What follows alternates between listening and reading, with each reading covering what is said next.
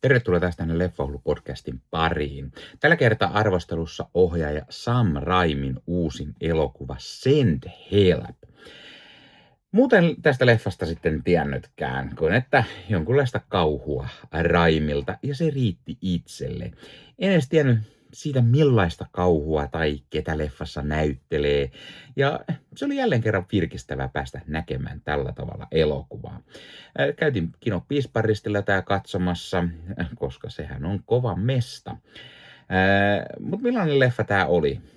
Miten se itselle toimi? Miten näyttelijät suoriutuu? Ja ennen kaikkea, oliko tämä pelottava kauhuleffa? Näihin haetaan vastauksia arvostelussa. Mutta totta kai täytyy ensin mainita, että hei, jos katsot YouTuben puolelta, niin pistä peukkuun, jos tykkäät tästä, pistä kanavatilaukseen, muistutukset kellosta päälle näitä aina, koska tulee uutta sisältöä. Ja sen lisäksi se totta kai auttaa kanavaa. Jos haluat auttaa kanavaa muuten, niin Leffahuilu YouTube-kanavan jäseneksi voi liittyä. Jäsenet näkevät muun muassa ennakkoon jaksoja ja saa nimensä johonkin päin videoa. Ja pystyt näyttämään, että olet kanavan jäsen, kanavan tukija. Ja jos haluat ostaa kulttileffoja, niin kulttileffakaupasta voi käydä ostamassa kulttileffoja. Siellä kun syöttää nyt koodin Leffahullu15 isolla kirjoitettuna, niin saa 15% alennusta. Joten kannattaa käydä katsomassa, mitä kaikkea nannaa siellä on tarjolla. Ja totta kai kulttikamaa osiosta sitten näkee vähän mietteitä, mitä nämä leffat sitten mahdollisesti on, mitä sieltä löytyy. Mutta nyt itse arvostelun pariin. Yllättikö tämä elokuva? No kyllä. Siis mä odotin oikein kunnon kauhua, sillä tätä leffaa mainostettiin, että on Sam Raimin paluu kauhun pariin. Mutta tämä onkin jonkunlainen selviytymistrilleri kautta haaksirikko-elokuva. Joo, Raimille tyypillisesti korea ja kauhuelementtejä tästä löytyy, mutta en tätä missään nimessä lähtisi sanomaan kauhuksi niiden pikkuelementtien takia, mitä tässä on. Leffan tarina pääpiirteittäin. Rachel McAdamsin esittämä Linda Little on töissä isossa yrityksessä ja odottelee ylennystä, kun hän on firman ahkerin työntekijä, joka osaa kaikesta parhaiten.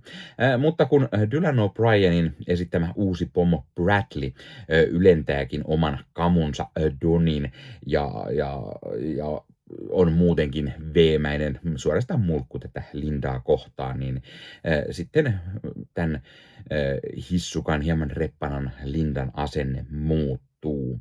Ja sitten vieläpä tämä Bradleyn vetämä tiimi joutuu tämmöiseen lentoonnettomuuteen. Ja ainoat selviytyjät on Linda ja sitten tämä kultalusikka syyssä syntynyt Bradley, jotka rikkoutuu tällaiselle autiolle saarelle. Alkaa eräänlainen tosielämän selviytyjät.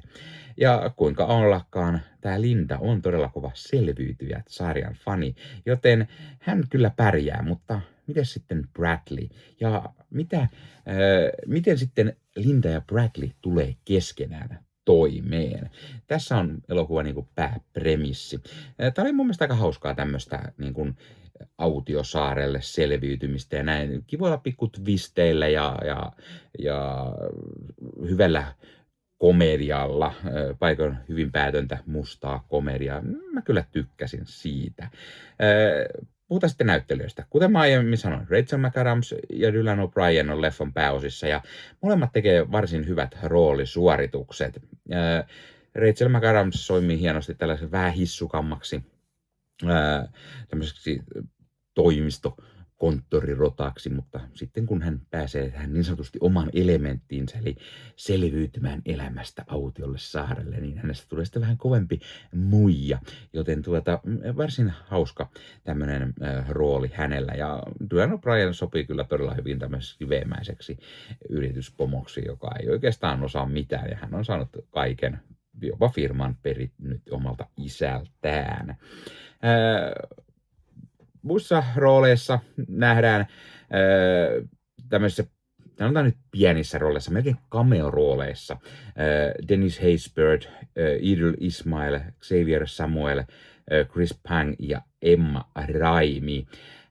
Siksi pienissä rooleissa, että aika lailla keskittyy tuonne autiolle saarelle ja sitten Rachel McAdamsin ja Dylan O'Brienin hahmoihin ja nämä muut jää tosi pieniin sivurooleihin.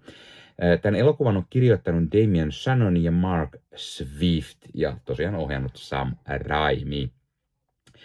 Tämä elokuva näyttää kyllä ihan hyvältä. Siinä on tuttuja Sam Raimi-elementtejä, mutta sitten paikoitellen on vähän tämmöistä kökköä CGI-tä, joka näyttää hölmöltä ja hieman koomiselta. Danny Elfmanin musat on tässä todella toimivat. Ne tuo vähän mieleen jossain kohti vähän tämmöistä saksikäsi Edward-maista tai muuten tämmöistä Tim Burton-maista Batmania tai jotain. Ja no, Danny Elfman on tehnyt Burtonin lähes kaikkiin leffoihin musat, niin ei se nyt ole ihme, mutta ne sopii hyvin tällaisen autiosaari-teemaan. Tässä leffassa on yllättävän paljon huumoria. Ja on niin kuin siis mustaa huumoria, kuten sanoin, ja sitten kun lisätään siihen se selviytymistrilleri pikku kauhuelementeillä ja hyvillä roolisuorituksilla niin avot. Siinä on kaikessa niin kuin lyhykäisyydessään tämä elokuva. Tämä leffa oli siis ihan toimiva. Mä pidin tästä ja siitä, että siinä oli pari hyvää twistiä. Ei se ehkä mikään erityisen kova leffa ole. Mä antaisin arvosanaksi täällä varmaan sen 8/10, eli ihan hyvä. Ei todellakaan mitä mä odotin, koska mä odotin oikein kunnon kauhua tai just thrilleri jännitystä, mutta ei missään nimessä kauhua, eli siinä pikkusen petyin kyllä. Mä en tiedä, lähtikö mä suosittelemaan tätä, että mene katsomaan tää leffa teatteriin. Ehkä kannattaa odottaa kotijulkaisua, mutta jos sä oot iso Sam Raimi-fani, niin kyllä mä ymmärrän, että sä haluat tän leffan ehkä nähdä. Tai miksei nyt kova Rachel McAdams-fani. Noin, tää oli lyhykäisyydessään meikäläisen mietteet elokuvasta Send Help. Laita kommenttiin, aiotko mennä katsoa tämän leffan, tai oliko se jo käynyt katsomassa, mitä mieltä sä olit, tykkäsitkö et, miksi et, mikä on sun suosikki Sam Raimin elokuva, tai mikä on Rachel McAdamsin paras roolisuoritus, tai Dylan O'Brienin. Pistä kommentteihin, ja muista ottaa Leffahullu somekanavat haltuun, ja ei muuta kuin ensi kertaa. Moro!